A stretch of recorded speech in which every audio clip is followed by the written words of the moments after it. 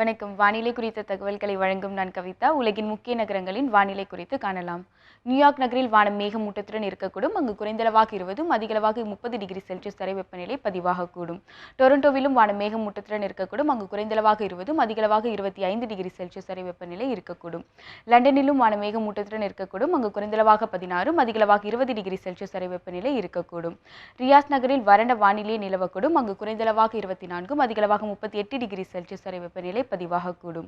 துபாயிலும் வறண்ட வானிலை நிலவக்கூடும். அங்கு குறைந்தளவாக 30, அதிகளவாக 37 டிகிரி செல்சியஸ் வரை வெப்பநிலை பதிவாகக்கூடும். கொழும்புவில் வானம் மேகமூட்டத்துடன் இருக்கக்கூடும். அங்கு குறைந்தளவாக 27, அதிகளவாக 30 டிகிரி செல்சியஸ் வரை வெப்பநிலை பதிவாகக்கூடும். சிங்கப்பூரிலும் வானம் மேகமூட்டத்துடன் இருக்கக்கூடும். அங்கு குறைந்தளவாக 25, அதிகளவாக 30 டிகிரி செல்சியஸ் வரை வெப்பநிலை பதிவாகக்கூடும். சிட்னியிலும் வானம் மேகமூட்டத்துடன் இருக்கக்கூடும். அங்கு குறைந்தளவாக 14, அதிகளவாக 20 டிகிரி செல்சியஸ் வரை வெப்பநிலை இருக்கக்கூடும். இனி இந்தியாவின் முக்கிய நகரங்களின் வானிலை குறித்து காணலாம். திருவனந்தபுரத்தில் வானம் மேகமூட்டத்துடன் இருக்கக்கூடும் மற்றும் குறைந்தளவாக 26, அதிகளவாக 30 டிகிரி செல்சியஸ் வரை வெப்பநிலை பதிவாகக்கூடும். பெங்களூரிலும் வானம் மேகமூட்டத்துடன் இருக்கக்கூடும். அங்கு குறைந்தளவாக 20, அதிகளவாக 26 டிகிரி செல்சியஸ் வரை வெப்பநிலை பதிவாகக்கூடும்.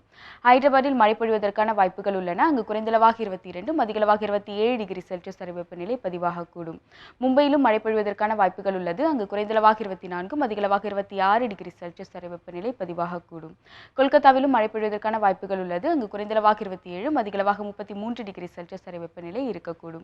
டெல்லியில் வறண்ட வானிலை நிலவக்கூடும். அங்கு குறைந்தளவாக 27, அதிகளவாக 34 டிகிரி செல்சியஸ் வரை வெப்பநிலை பதிவாகக்கூடும். ஸ்ரீநகரில் வானம் மேகமூட்டத்துடன் இருக்கக்கூடும். அங்கு குறைந்தளவாக 15, அதிகளவாக 28 டிகிரி செல்சியஸ் வரை வெப்பநிலை இருக்கக்கூடும்.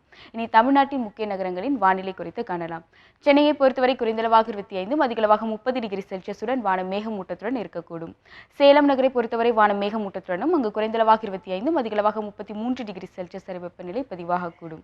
திருச்சியிலும் வானம் மேகமூட்டத்துடன் இருக்கக்கூடும். அங்கு குறைந்தளவாக 27, அதிகளவாக 35 டிகிரி செல்சியஸ் வரை வெப்பநிலை பதிவாகக்கூடும்.